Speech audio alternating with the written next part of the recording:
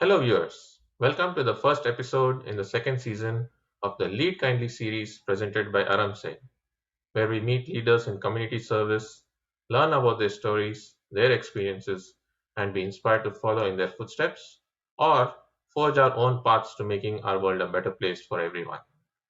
Today, we will be talking to Mr. M.R. Rangaswami, or MR to his friends.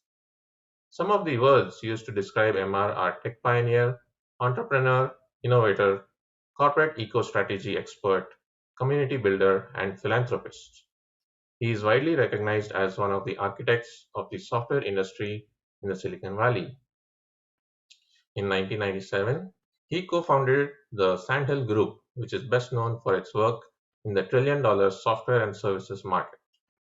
His success in the software industry has been recognized by Forbes, The Wall Street Journal, and CRN Magazine, among other publications and organizations.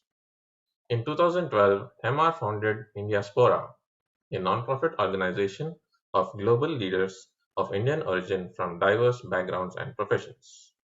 These leaders are committed to inspiring the Indian diaspora to be a force for good by providing a platform to collaborate, build community engagement, and catalyze social change. Indiaspora aims to bring together the professionally, geographically, and religiously diverse Indian diaspora together toward collective action worldwide by sharing insights, hosting events, and connecting people. MR and Aram Sei have a long history together. MR has been an Aram Sei supporter since its inception. Over the years, he has donated generously to Aram Sei projects, while in 2020, Aram Sei helped with India's Diaspora's Chalo Give for COVID-19 initiative to fight hunger. Also in 2020, MR participated in our webinar series titled South Asians for Black Lives and shared his insights about how the Indian American diaspora can help end systemic racism.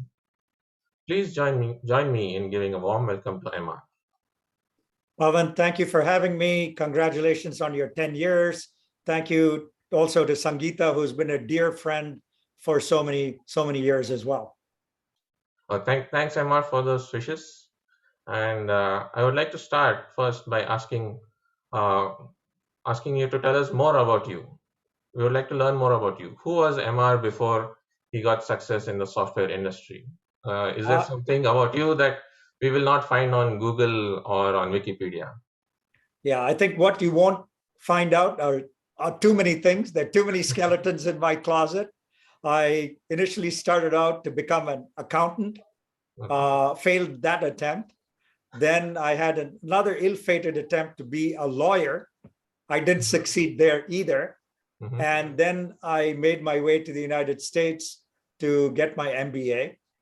But then most people wouldn't know that my first job was in a manufacturing company, being in a manufacturing company working with shop floor workers and factory workers and such.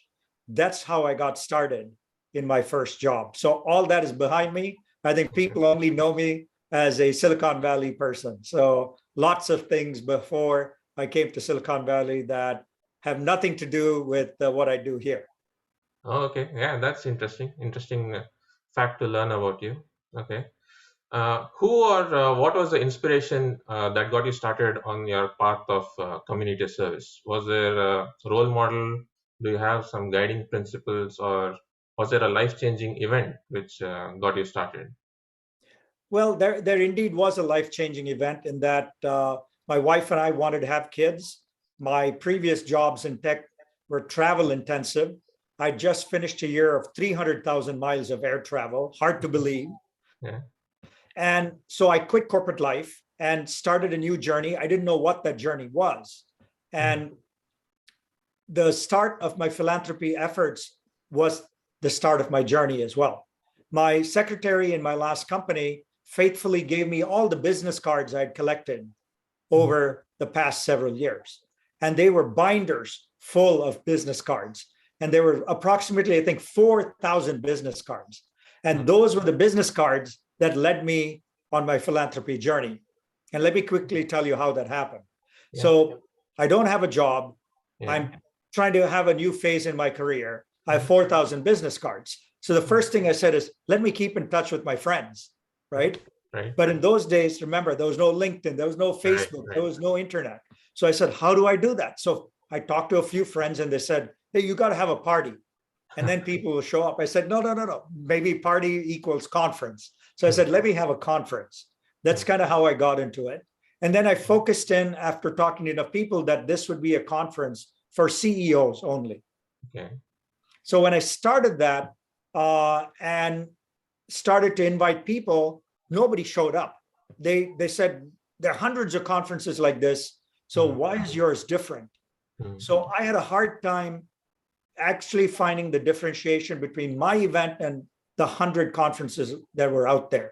So I don't know what made me do it. At one point, I just said, what if I create my conference where all the registration fees and all the income go to nonprofits? I don't take any money. Yeah. That's how I got to be a philanthropist. I don't know why it happened, how it happened. It was people not coming to my event that actually made me think. And my solution was, I won't make any money on it. And that conference was called Enterprise. And the website is enterprise.sandhill.com. It still is there today. And over that time, my journey has resulted in over $2 million being given to nonprofit communities. So whatever made me do it, it's become wildly successful. And it set my conference apart from any other conference, even today, that you'll find in tech. All conferences are typically for profit. Mine is one of the few where all the surplus, every keynote pays $6,000 to attend the event. So even people like John Chambers or Anil Bushri, these are leaders in industry, pay $6,000 for the privilege of keynoting, knowing that all the money they've given goes to nonprofits. Right. Yeah, that's an interesting origin story, right?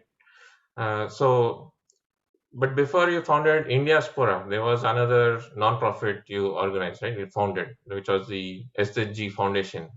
So what was the motivation behind it? How did you go from that conference to this SRG Foundation? Yeah, it's a good question. So the conference fees were one thing, but then the second thing we had to do was people wanted to give more money, right?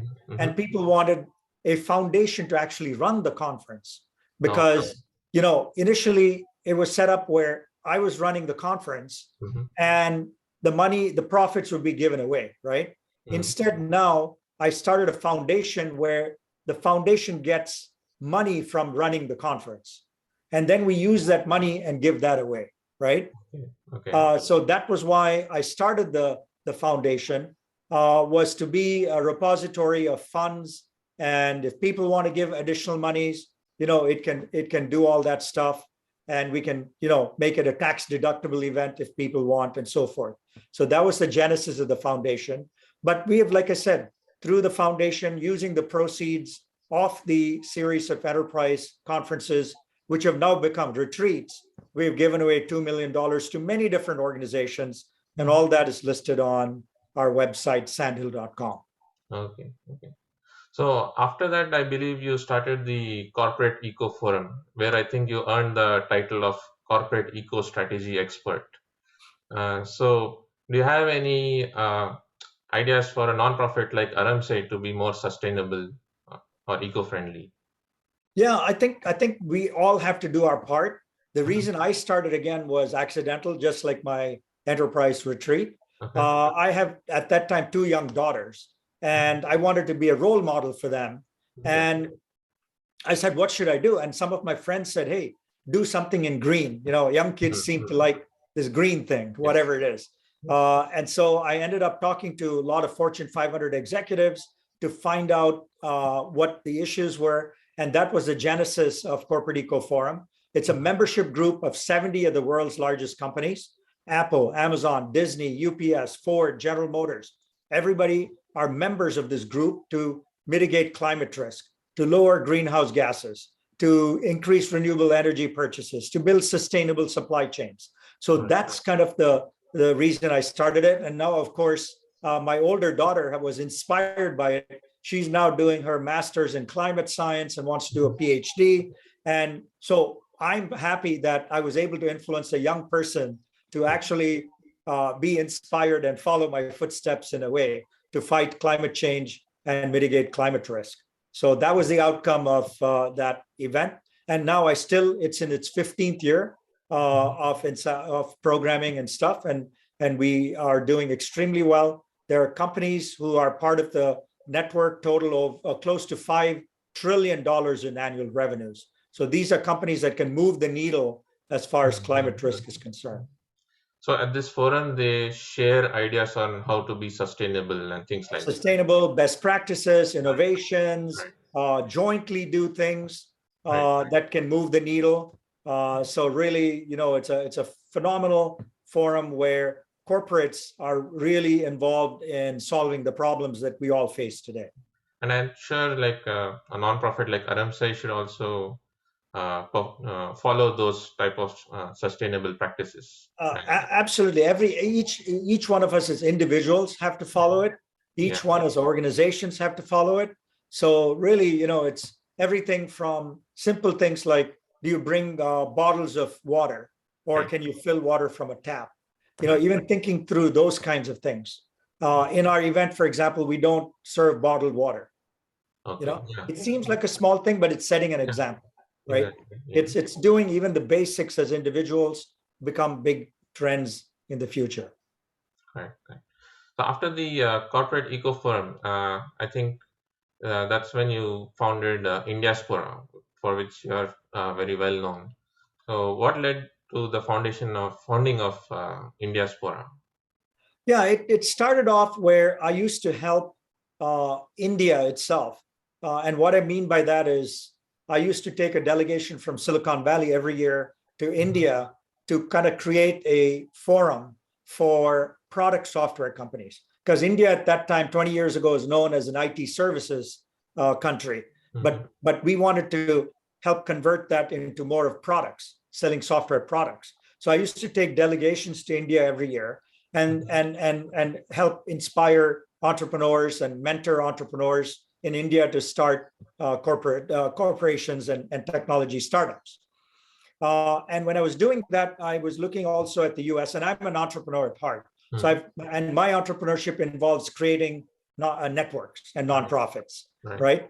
Which can be a force for good. So I was talking to the Indian community and realized that there were siloed organizations that supported our community. TIE does a brilliant job of entrepreneurship. Then there's an organization called API for doctors, AHOA for hotel owners, SABA for lawyers. They all did a wonderful job in their silos. And same thing with Tamil Sangam and Gujarati Samaj. They all did very good work, but there was no Uber organization, if I might steal that word, to kind of bring the whole community together, to be all inclusive and bring people together and be a force for good. And that was the thought behind Indiaspora. And it's also, this year is our 10th anniversary coming up for Indiaspora as well. I think we have tracked Aram Sei pretty much every step of the way. And so it's our 10th anniversary. And so later this year, we'll be celebrating the anniversary, but we want to be a force for good. So our key motivation is to make the Indian and the diaspora, again, the 30 million of us who live outside of India, we want to be known as givers and not takers. Any country we go to, we earn, good livelihood, but we are also known as givers. And that is kind of at the core, and it's an ethos of Indiaspora, is also to help the Indian community any way we can.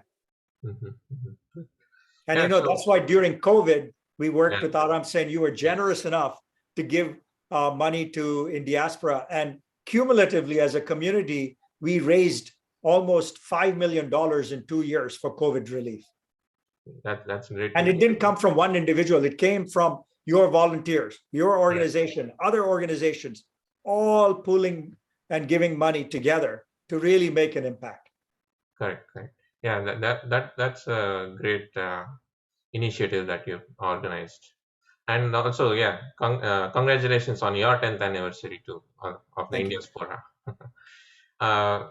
So I actually want to come to the main reason why we are doing this Lead Kindly series, to inspire people to start their journey of community service. So what first steps would you suggest to someone who is willing to volunteer their time and energy for community service. They may not have the networks like you or the means, but they have the time and the energy to volunteer. So, what first steps would you suggest to somebody like that? Yeah, let me share a surprising story with you to make a point. Yeah. I have a billionaire friend who shall be unnamed. Okay. And when I asked him in private, he's in the 60s. I Mm-hmm. asked him in private, what is your biggest regret in life? Mm-hmm. And you know what he said? He said, I didn't start giving back early enough. Mm-hmm. And so that brings a point. You don't, most people think like we have to accumulate, then Mm-hmm. you give, Mm-hmm. right? I Yeah. think that model is not something that we should be using moving forward. Right. Giving should be built into every day, every step of the way. And, you know, so that's what we should be doing. Okay. So we should look at giving even when you're a 6-year old, Mm. and a lot of kids have done that. They say, Yeah. Dad, Mom, for my birthday, all the money I get, I'm going to give that away. Don't give me gifts, just Yeah. give money and we're going to give it to a nonprofit. Yes. Kids are starting even at 6 and 7 and 8, Right. so you can start anytime you want. The second thing is there are two variables you can control in giving. Mm-hmm. One is time and the other is money, Mm-hmm. right? Some of us have lots of money but not enough time. Some people have a lot of time, not enough money. But Right. there's giving to be had on both sides of this equation, right? Right. If Right. you have time, give generously, give your time generously. So Right. Indiaspora did a survey about 4 years ago. Over 1,000 people responded to this very complicated survey, 15-minute survey. Mm-hmm. And what we learned from this survey was phenomenal.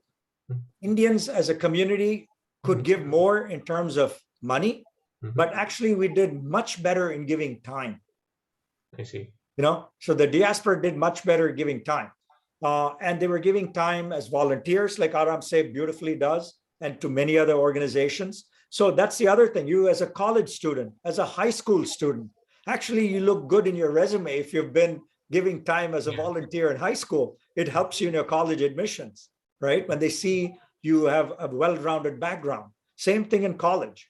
So you can give your time as a high school student, as a college student, and so forth. So time is precious, but also it's more satisfying when you give time.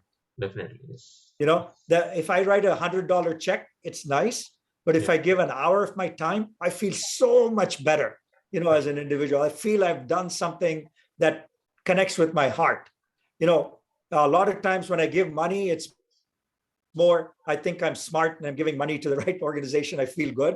But when you give your time, there's no pleasure. It's priceless. Correct. Correct. That's true. That's true. So volunteer at your temple, volunteer at your school, nonprofit, volunteer with any organization, your library. There's so many places where people go to a senior center, help senior citizens or who are lonely, read them books, whatever. There's so many ways to do this, but start early. Yes, definitely. Don't wait till you're rich. Yes. One, it may never happen. And two, you won't be satisfied just giving money away later on. Yes. Yeah, I have to agree with you on the point of satisfaction, the feeling of satisfaction. That's one feeling I got after I joined Aram Sei and did all these activities and volunteered my time with Aram Sei. So that's definitely a very valid point. And same here with me as well. I've given money away, Right. but what gratifies me is running my CEO retreat, where I don't take any money and I work throughout the year to put the program, bring them together. Same thing with Indiaspora. My executive director jokes and says, MR is a 40-hour-a-week part-time employee. But I give my time for free, but that's the best thing I can do. Yeah. And it's so much satisfaction in it. Yes. So, Emma, thank you for these words of encouragement. I would have loved to pick your brains for more insights and inspirations, but unfortunately, we have run out of time for today. Not a problem, Pavan. It was great to be here, but check out our websites, Yeah. sandhill.com, Yes. ecoforum.com, and Yes. also indiaspora.org. We have newsletters to keep in touch, or Yes. connect with me on LinkedIn. Happy to talk to you. as Right. well. And I also want to once again congratulate you on your 10 years and wish you a beautiful journey ahead. All right. So, MR, I'm sure you have motivated some of our viewers to start on the journey of community service and inspired others to continue on theirs. So, on behalf of the entire Aram Sei team, I would like to thank you for taking this time to join us today. And I hope you enjoyed being here with us. Thank you so much. It was a great show. Right. And to our viewers, thank you for being with us here today. Hope you will join us in the coming months for future episodes of Lead Kindly. Thank you.